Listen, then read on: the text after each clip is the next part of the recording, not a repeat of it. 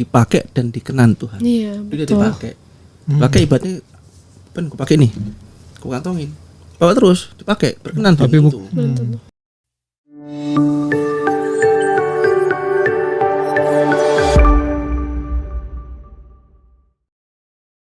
Berkenan. Langsung Ya. CLK. Kan kebaca saya kan. Ada dua itu beda. Pakai dia lupa, kita mau yang dipakai. Anytime kamu udah dipakai juga. Iya, betul. Balik lagi kita ini, Ci. Ini aku, utuslah dia. Kalian curang. Ya, itu Nah, beda kalau loh. bicara dosa itu saya selalu ingat pengajaran dari Opa Alex Tanu Seputra ya. Beliau tuh yang sudah bertahun-tahun ya, 53 tahun, 54 tahun melayani Tuhan. Sudah mengalami segala masalah semua. Tapi yang saya belajar dari beliau adalah beliau selalu berkata dia mau bertobat setiap hari. Selalu bertobat setiap hari. Padahal itu sudah hamba Tuhan yang wow besar gitu ya. Tapi dia selalu mau bertobat setiap hari. Jadi pertobatan itu kita pikir kita udah terima Yesus, udah kita bertobat. Ya. Tapi pertobatan itu harus setiap hari. Iya, betul. Ya, setiap hari artinya bertobat. Artinya bukan nggak melakukan apa terus tapi hati ini mau bertobat. Hati ini rela bertobat. Artinya kalau kita punya hati bertobat, kita nggak akan berdosa, nggak akan jatuh dalam dosa, nggak akan mau melakukan dosa. Itu. Jadi setiap hari, aku nih bertobat, aku bertobat. Nah itu pengajaran dari Opa itu sangat luar biasa yang saya inikan. Nah kalau kita misalnya setiap dari kita mau bertobat setiap hari, hamba-hamba Tuhan, pendeta-pendeta, gembala-gembala sidang, leader, semua youth atau segala macam, mereka bertobat. Mereka nggak akan menghakimi orang seperti itu. Mereka juga nggak akan ngumbar itu kasih karunia Tuhan yang mahal itu seperti itu. Iya, benar. Tapi mereka akan memberitahukan yang sebenarnya. Yes. Gitu loh. Jadi setiap dari kita harus mengalami pertobatan terlebih dahulu, baru kita bisa membawa orang untuk bertobat. Kalau kita setiap hari nggak ngalamin pertobatan, aku ngalami, aku sudah bertobat, tapi dulu tahun ini, hari ini kita nggak merasa bersalah, tapi ternyata kita melakukan menyakitin hati Tuhan. Ya. Jadi setiap hari kita harus melakukan pertobatan. Ya. Itu yang membuat kita dihindarkan oleh Roh Kudus, karena Roh Kudus itu yang ditaruh dalam kita, dan Roh Kudus itu peranannya dia selalu akan berjuang sedemikian rupa supaya kita yang sudah diselamatkan, sudah dibebaskan dosa dari semua dosa kita oleh Tuhan Yesus, itu tidak jatuh lagi dalam dosa. Iya, memaintain keselamatan. Dia terus jaga. Nah, kalau itu ada di dalam kita harus sadar. Nah, kalau kita sadar di dalam kita ada Roh Kudus, maka kita nggak akan mendukakan dia. Kita nggak akan mencoba dia lagi, atau kita mau nggak apa-apa lah, besok aku minta ampun lagi bisa, nggak berani kayak gitu. Berarti dia nggak tahu atau nggak sadar atau tidak merasa kalau dia adalah bait Allah, atau bahkan dia belum menjadi bait Allah. Nah, itu yang seringkali kalau ada orang yang sudah pelayanan tapi masih dalam dosa. Ya dosa ini kita mau pretel di sini, dosa tuh banyak banget. Nah di dalam orang kayak melayani seperti itu. Ya kemarin kita udah bicara Jess, dosanya Jess, dosa saya, dosa itu semua yang dulu kita lakukan, kita declare semua di hadapan Tuhan. Nah itu mungkin masih banyak lagi nih anak-anak sekarang yang ngalami kayak gaya hidup, apalagi sekarang ini dunia semakin kayak gini, kehidupan yang free ya, bebas ya. Oke, dia dengan alasan aku kuliah jauh di sana, ada Jakarta Barat atau Jakarta mana jauh, pulang balik ke orang tua, tinggal di sana. Nah di sana bebas seperti itu, dan mungkin pertama tinggal bareng gitu seperti itu ya. Kita beda kamar atau beda ini seperti itu. Tapi lama-lama nggak sampai hanya beda kamar, jadi sampai betul-betul yang dinamakan free sex dan hidup berzina seperti itu terjadi. Karena apa? Karena kita sudah buka pintu untuk iblis masuk. Betul. Seharusnya aku ngalami itu juga. Seharusnya aku menutup untuk iblis gitu. Seharusnya aku sudah harus menutup untuk iblis, tidak ini. Karena aku merasa fine, yaitu Tuhan Maha Pengasih. Nah seperti itu akhirnya gue buka pintu untuk iblis seperti itu. Nah gimana nih sekarang anak-anak? Bagaimana kalau kamu ada teman kayak gitu, kira-kira kamu nggak rindu untuk menyampaikan sesuatu? Pastinya rindu sih, Ci. Pasti banget lah, apalagi aku udah ngalamin gitu. Dan aku ngerasa bersyukur even though nggak banyak yang ngasih tahu aku kalau lu tuh salah aja, lu nggak boleh begini, lalalala. Tapi aku bersyukur ada orang yang masih care buat ngasih tahu gitu. Gimana dengan orang-orang di luar sana yang mungkin udah pernah kenal Tuhan tapi nggak ada yang ngasih tahu gitu, nggak nyadar. Atau lebih parah lagi yang belum kenal Tuhan gitu kan. Dan kalau misalkan ada teman atau siapapun lah yang aku ketemu gitu, berpapasan atau apa, kalau ada kesempatan buat bisa bukan menghakimi tapi Tuhan apa yang ingin Tuhan Tuhan ingin aku sampaikan ke orang ini, dia kenapa gitu kan, karena pastilah yang namanya Tuhan pencipta kita semua, dia nggak mau dia nggak mau kita semua buat binasa. That's why Tuhan Yesus harus mati di kayu salib. Dan grace yang dikasih sama Allah Bapa itu harusnya jangan take it for granted lah. Jadinya kayak barang obralan gitu kan. Jadi nggak spesial lagi gara-gara udah diobral gitu kan. Sekalipun kita obral tapi kita bukan obralan nih. Yes. Bukan obrolan salah. Yes. Ya, itu kayaknya kalau kita yang sudah pernah berdosa, kita rindu ya untuk melakukan seperti itu ya. Nah, makanya kita mengadakan acara ini kan, kita berani membuka dosa supaya bukan mempermalukan orang tersebut, tapi kita mempermalukan iblis kan. Kita jangan sampai setiap orang itu jatuh lagi dalam dosa seperti yang kita pernah dulu lakukan. Ya. Sekarang kita oleh kasih karunia Tuhan kita sudah diangkat dan kita sudah dibebaskan oleh dosa. Tetapi bukan kita jadi sombong juga, ya kan? Tapi kita malah justru harus pingin untuk setiap anak-anak muda atau semua itu mereka berani dong maju atau berani dong tampil seperti itu. Betul. Dan ayo sudah waktunya kita semua itu akui dosa kita. Betul. Jangan tutup gitu loh ya. Jangan diam-diam lagi. Jangan diam-diam gitu. lagi. Nggak bisa sombong kan? Ya. Kan Rasul Paulus bilang Ya kan? kita mendiami kemah ini, kita jauh dari Tuhan, berarti kan rentan terhadap dosa. Iya. Dari ayatnya. Ada bawa kitab nih saya. Iya benar sih, kita adain acara ini buat kan aku sama Karuli pasti lebih ngerasain lagi lah gitu kan di kalangan anak muda, siklusnya gitu-gitu aja gitu. Kayak ya udah masih berdosa, masih ngerasa fine, terus ternyata sama-sama melakukan jadi nggak ada yang ngasih tahu gitu kan, karena gak mau ngasih tahu karena guanya juga belum bertobat gitu kan. Ya udah menormalkan dosa terus udah situ-situ aja, nggak pernah menang dan membesar gitu ya siklusnya. Dan biasanya ya dosa-dosa yang anak-anak muda tuh biasanya ya situ-situ lagi sebenarnya. Kita udah tahu gitu. Kita udah paling di sini, paling soal bohong, rokok, free sex, narkoba, pasti di situ-situ lagi gitu. Dan kalau misalnya kalau menurut aku ya sebagai leader, sebagai pemimpin di satu komunitas, di gereja gitu, itu benar-benar udah bukan saatnya lagi untuk lembek soal firman. Itu benar-benar udah harus keras gitu. Apalagi dengan dunia sekarang itu bukan lebih baik, tapi lebih jahat, lebih free untuk melakukan. Benar banget. Kayak tadi kita udah bahas, lebih bebas untuk menyatakan diri. Hari ini gue bisa jadi perempuan, besok mau bisa jadi cowok, terserah. Itu bahaya. Nah kalau kita masih lembek dengan itu, Tuhan Yesus datang, bahaya banget. Nah makanya juga acara ini juga bukan cuma mengingatkan teman-teman yang masih hidup di dalam dosa ya, tapi mengingatkan juga para pemimpin-pemimpin di gereja, youth pastor, gembala sidang juga. Pokoknya yang leader yang terlibat di dalam setiap kegiatan pelayanan untuk sekarang, yuk kita bertobat sama-sama. Yuk kita sadar diri nih sekarang udah nggak bisa lembek. Udah harus menyatakan benar-benar ini kebenaran firman Tuhan. Ya di atas ya, tidak di atas tidak. Soalnya kalau kita akan lembek ya sampai kapan gitu. Mungkin target Tuhan bisa berapa orang yang diselamatkan, tapi karena kita sebagai leader bisa bahaya loh, bisa banyak yang nggak diselamatkan gitu. Kadang kalau kita bisa melihat tuh orang misalnya berdosa seperti dosa perzinahan ya, free sex seperti itu mungkin masih kelihatan. Tapi yang enggak itu yang seperti tadi yang gay itu.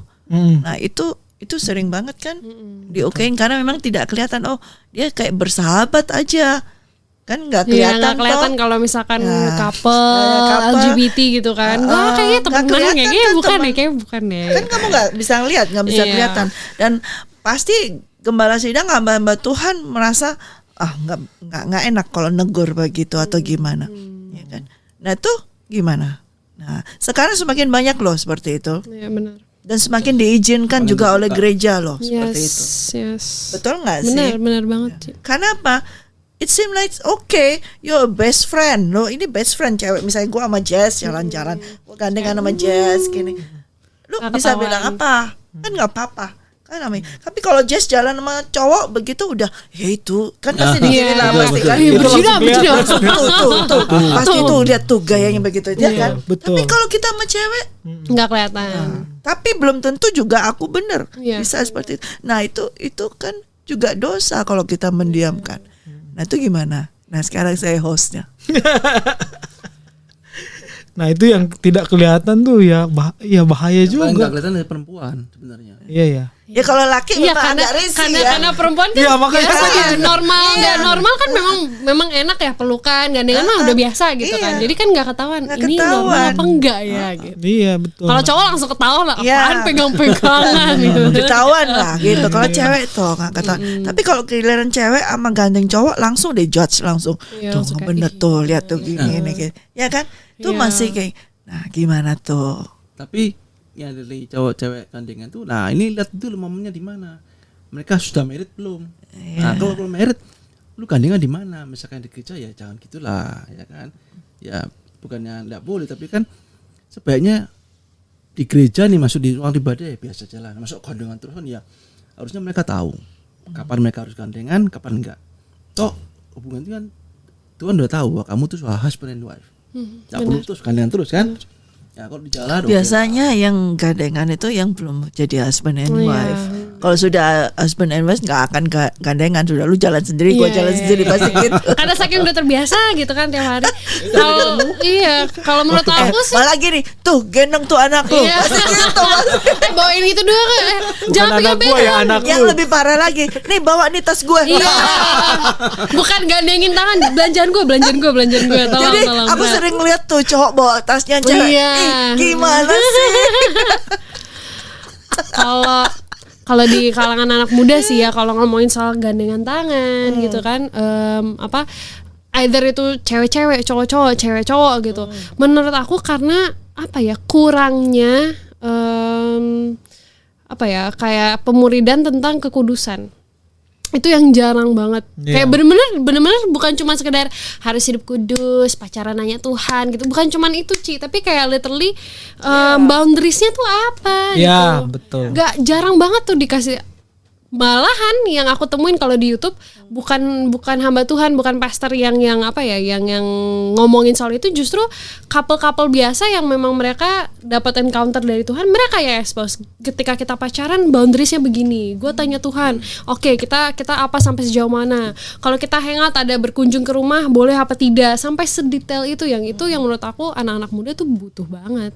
Mungkin kalau aku bisa tanggapi ya, mungkin biasanya kalau di lingkungan hamba Tuhan, pendeta atau apa gitu, ya ibaratnya karena mereka ada di lingkungan itu, Yeah. jadi terkesan waktu mereka pacaran udah holy. Iya.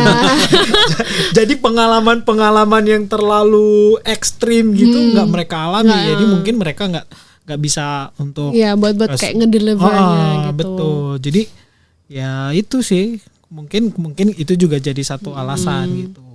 Tapi kalau memang sebenarnya orang-orang yang mengalami itu yang harus benar-benar, kalau saya sih nggak masalah soal titel ya, tapi orang-orang yang sudah mengalami itu dan dia yang benar-benar harus kasih kesaksian Kesaksian, betul. ke orang lain. Iya. Sama kayak kita lah hari ini ya Di-share. kan.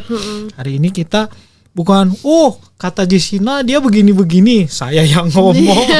Jadi saya nggak ngalamin, atau enggak seperti ini, banyak hamba Tuhan Yesus itu luar biasa kata dia. Tuhan itu hebat kata dia nggak sendiri bener, nggak nggak ngalamin. Nah itu bahaya. Jadi nggak bisa nyentuh ke orang yang mendengarkan. Kalau aku bahasanya bilang firman Tuhan itu nggak hidup jadinya. Yes, benar. Karena nggak ngalamin. Betul, firman Tuhan itu hidup dulu di dalam kita, Harus baru dialamin. kita nyampein. Nah saya percaya juga hari ini nih kita ngomong ini karena kita firman Tuhan itu juga kita udah hidupin. Dosa atas nama dosa yang kita udah sebutin tadi juga kita udah menang. Ini juga menjadi firman Tuhan yang hidup buat teman-teman kita yang sedang nonton, yang sedang dengar di Anchor, Spotify itu menjadi hidup gitu. Jadi mereka juga oh iya ya, ternyata gue masih punya kesempatan nih, ada temen gue tuh diobral ternyata lebih parah dari gue. Dari gue gitu. Sambil Gak nyangka gue. Gak nyangka Iya gitu. dong. Sambil buka Alkitab masih ngerokok. Wah, aku sih belum pernah Ci, bener. Nggak pernah bahkan. Masih tahu tempat ya, baca Alkitab, ngerokok. Ini Kalau sambil. saya kan masih di sekolah Alkitab, harus keluar dulu nih. Keluar dulu baru sama temen-temen, baru selesai baru balik lagi gitu. Kalau aku tuh di kamar kos di Bandung, asap nih sini, asap gue begini. Ini kita sini, asap ke sini, agak dorong sana. Tapi masih nyala tuh rokoknya. Ih malas saya kumur-kumur dulu rokok lagi. Tapi sebenarnya kalau begitu dia udah enggak sebenarnya ini enggak bener nih. Iya, ya enggak? bener. Kalau ada asap sono Tak jauh asapnya, asapnya agak jauh dikit itu. Masih mending daripada gue. Iya kalau CLK mah ngapain gue bertobat ya, orang gue fine Udah nggak ada aja keinginan gitu. sama Udah nggak ada sekali. keinginan sama sekali. itu parah sih, Ci. Ya parah memang. Tapi Kalau udah nggak punya keinginan, kita sini semua punya Iya keinginan. masih mikir lah, aduh Masih gue kayaknya nggak bisa kayak gini terus. Iya. Gitu kan. Aku sih nggak pengen juga. Enggak ya? Oh sama sih, Mungkin kakak adek. mendarah daging di keluarga ya. Kalau bagi yang belum tahu ini kakak adik. Adek sih. Mungkin dari sananya mungkin. Ini Tapi luar biasa lah ya. Maksudnya gini, tapi walaupun mereka nggak punya keinginan untuk bertobat, ibaratnya sekarang mereka jadi Yes. leader kita di sini. Jadi ya kalau saya pikir bahwa memang itu adalah jalan Tuhan, bahwa Tuhan sudah memilih Cici sama Ko David, kita semua untuk benar-benar apa ya, melayani Tuhan iya pasti. dan menghidupi apa yang kita omongkan gitu. Ya Dengan firman benar-benar. Tuhan. Ibaratnya Tuhan memakai yang paling broken, paling hina itu Hancur. diubah buat jadi kemuliaannya Tuhan. ya, anak Iya, muda yang betul. terjebak dari di sini nih. Iblis bilang, kamu masih dosa, jangan ke gereja dulu. Nah, Jangan iya. dosa. Itu yang selalu dipernah saya dulu. Betul. Mau gereja, wah aku masih kemarin habis. Nah Dosa itu tuh. nih gua. Iya, gue masih dosa udahlah ntar aja gue Iya, mau ke gereja. Tambah jauh, tambah lama tambah jauh. Betul. Membuatnya jauh dari Tuhan. Tambah lama tambah jauh. Diajakin sama teman persekutuan, aduh enggak, gue ngerasa nyaman, gue soalnya masih berdosa. Telinga keras sekali. Kamu dosa ngapain di gereja? Kamu Iya. munafik gini-gini. Oh, iya, ini nggak gereja. Betul. Ada lagi pengen udah ke gereja ini, udah di gereja, lingkungannya yang nolak. Iya. Aduh, Tempat lu bukan di sini, cuy. lu masih dosa. Di Tambah sini, lagi. oh. Tambah lagi. Iya. lagi, Jadi lebih mungkin. baper jadinya ya kan. Lebih jauh lagi sama Lu Tuhan. ada pertanyaan apa, Jess? No, Oh, ada banyak, giliran. ada banyak ya. Kan jam Keluarin list. Beberapa. Ini pertanyaan-pertanyaan sakti ya. Waduh. Pertanyaan-pertanyaan yang suka muncul di benak orang-orang berdosa ya, kan? Yang dijadikan alasan biar udahlah gue terusan dosa aja gitu kan. Oke, mungkin dari pertanyaan yang sederhana dulu. Aku ada di sini ada 8 pertanyaan sih, Ci. 8 deh. Oke, yang pertama itu definisi dosa itu sebenarnya apa sih? Nah, Apa yang bisa disebut dosa gitu? Dosa itu adalah paling simpelnya adalah segala sesuatu yang menyakiti Tuhan, segala sesuatu yang tidak berkenan bagi Tuhan. Jadi bertolak belakang dengan Bertolak Tuhan belakang. gitu ya. Apapun adalah yang bukan keinginan Tuhan, bukan maunya Tuhan, bukan kehendak dan jalannya Tuhan. Itu adalah dosa, segala sesuatu. Apapun yang kamu lakukan, dan dosa itu adalah miliknya iblis. Itu aja. Karena iblis sudah berdosa, yang pertama kali berdosa itu adalah iblis. Ya. Dan dia dosa awal pertama, kemudian dia dilemparkan oleh Tuhan, dan kemudian ketika Tuhan menciptakan Adam dan Hawa, manusia kita, dia merasa iri, makanya dia mau menjadikan kita juga menjadi miliknya dia, ikut against the Lord. Jadi segala sesuatu yang bertentangan dengan Tuhan. Dan dosa ini adalah pertama itu, jadi kayak tadi yang kita bahas nih, seks, rokok, apa aja semua, itu bukan dosa. Itu bukan dosa. Itu adalah akibat dari dosa. Tindakan dari dosa. Dosa yang Buahnya gitu ya, Ci ya. tindakan. Jadi dosa yang pertama kali itu di pikiran kita. Dan dosa pertama kali itu adalah roh. Dan iblis itu yang sudah, karena dia adalah roh, dia yang berdosa. Dosa yang pertama adalah sombong. Itu iblis. Dan ada roh kesombongan, itu adalah roh iblis. Nah, itu masuk disebarkan oleh iblis kepada Hawa, kepada Adam, kepada kita semua. Sehingga kita dari lahir kita sudah ada roh dosa, yaitu roh kesombongan. Itu ada. Sebelum bayi itu, sebelum bisa melakukan hubungan seks, sebelum bayi itu bisa merokok, bayi itu sudah berdosa. Setiap bayi sudah berdosa karena roh. Nah, itu roh. Jadi kita ini sebelum kita melakukan itu kita sudah berdosa. Karena itu sifatnya roh. Dan roh itu semakin kita tidak kasih, semakin dikasih makan oleh iblis, semakin kita kasih makan dengan lihat film, dengan lihat apa saja kita semakin konsumsi, semuanya tuh semakin mulai turun menjadi suatu tindakan. Kayak benih dipupukin makin itu ya. Nah, jadi dosa itu aslinya sepertinya dari roh dulu. Dari roh, kemudian jiwa, dan baru tubuh. Itu. Wah, panjang kalau bahas itu. Ya, Tapi ini kita aku ada sesi. jadi tanya deh. Tadi kan Cici bilang itu dosa adalah awal jadi roh gitu. Nah, saya apakah itu sebenarnya yang berdosa itu bukanlah jiwa dan tubuh ya, Ci? Karena yang justru yang Tuhan ini kan kutuk itu kan waktu dosa pertama tuh yang Tuhan kutuk tuh adalah jiwa dan tubuh, akhirnya umur jadi pendek, itu contoh-contohnya seperti itu. Tapi rohnya malah kayak tadi Cici bilang tentang anak bayi itu sudah berdosa gitu.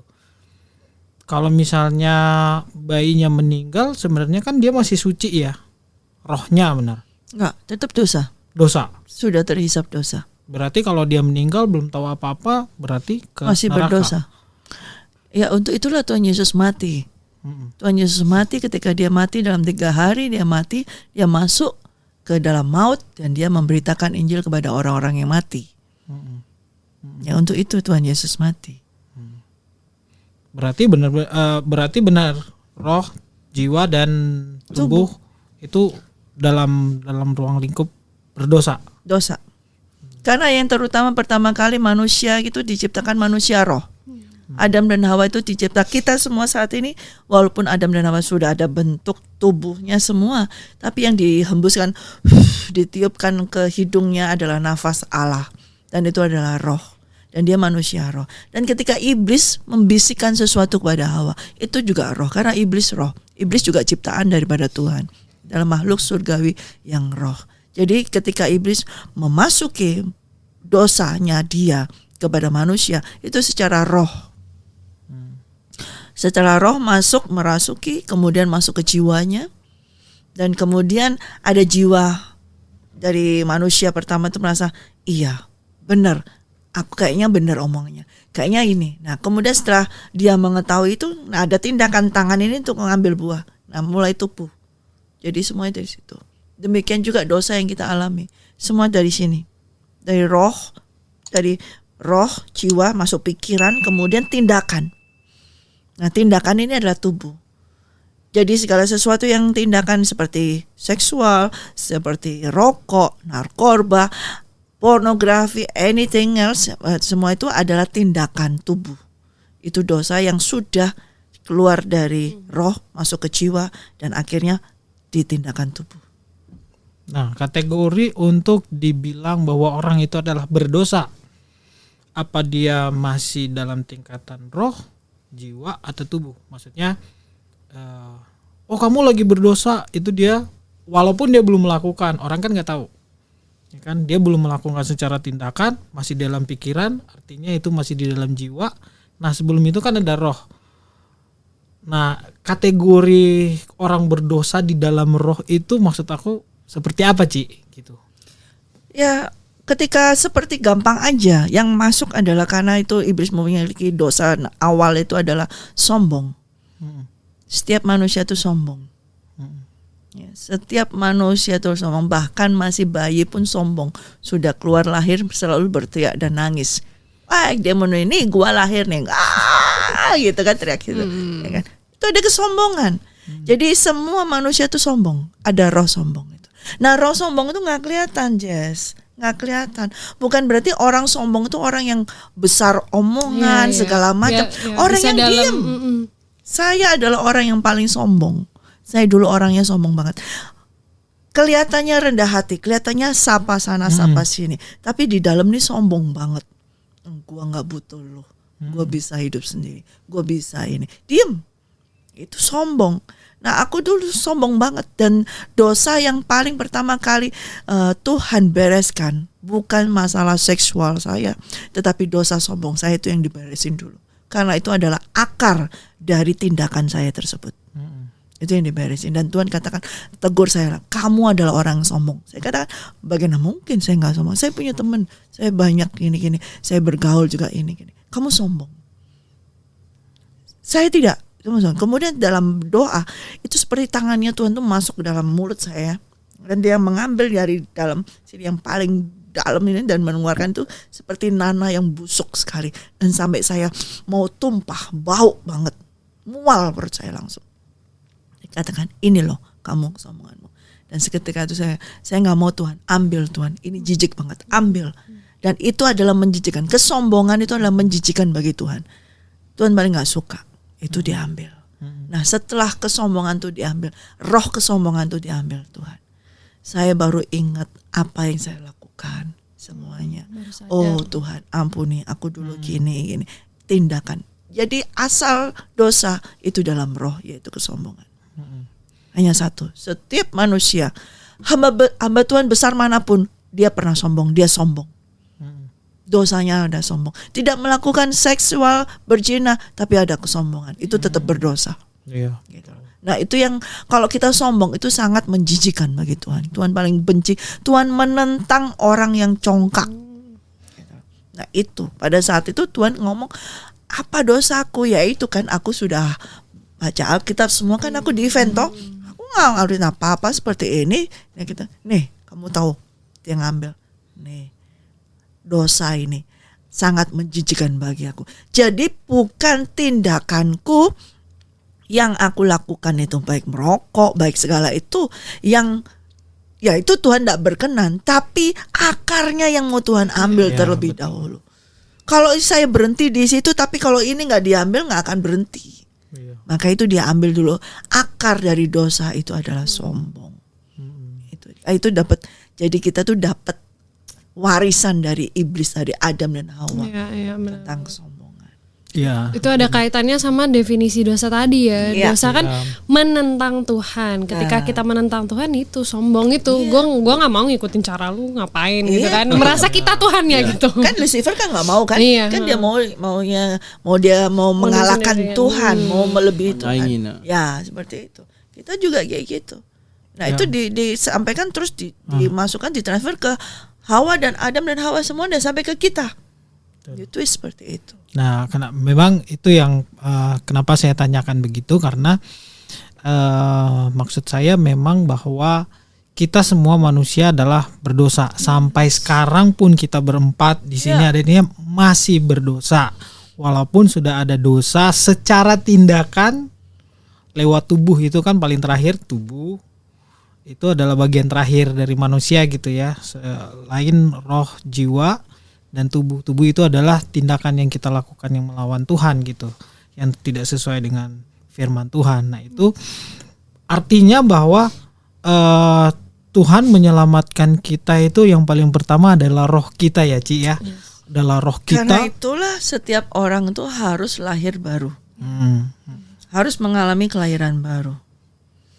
Kalau kita tidak lahir baru, tidak lahir dari air dan roh, kita tidak akan bisa melihat kerajaan Allah dan tidak akan bisa masuk dalam kerajaan Allah. Dan setiap orang yang sudah betul-betul sudah mengalami kelahiran baru, ia lahir dari benih ilahi. Ya, dan ia tidak akan bisa berdosa lagi. Berarti benih tadi yang iblis itu yang sombong itu udah hilang, udah diganti sama benihnya Yesus dengan Kristus, ketika ya. kita mati ya, kita seperti Yesus mati, kita pun mati dalam dosa kita, dan Yesus bangkit dan kita dibangkitkan hidup dengan benih yang baru ilahi, dan itu tidak akan bisa berdosa lagi. Dan itu betul saya alami ketika saya pikir dulu setelah saya dibaptis, saya sudah terima Roh Kudus, berdoa, bahasa roh, baca Alkitab, tapi saya tetap merokok. Itu saya pikir saya sudah lahir baru. Ternyata belum. Karena apa? Kelahiran baru saya tidak ada perubahan kehidupan baru. Itu sama aja belum. Dan saya baru mengalami kelahiran baru tahun 2001. Betul-betul saya lahir baru dari benih ilahi dan memiliki hidup baru. Dan sampai hari ini tidak berdosa. Karena bukan kemampuan saya, bukan kehebatan saya, tetapi ada benih yang dari ilahi itu yang membuat kita tidak berdosa, yaitu Roh Kudus di dalam kita. Itu yang akan terus membuat kita tidak berdosa. Gitu. Jadi setiap orang harus mengalami kelahiran baru. Makanya kalau orang tidak yang masih jatuh bangun, itu aku alami seperti itu dulu. Berarti dia belum sungguh-sungguh mengalami kelahiran baru. Hanya karena baptis, disuruh harus baptis air, harus gini seperti itu. Nah, itu tidak ada sesuatu yang betul-betul kelahiran baru adalah mengalami suatu perjumpaan dengan Tuhan Yesus Kristus. Itu yang akan mengubah kehidupan dia.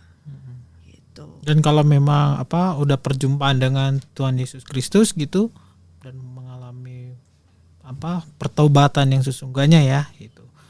Artinya dia sudah tidak bisa berbuat dosa lagi ya. Ya. Baik secara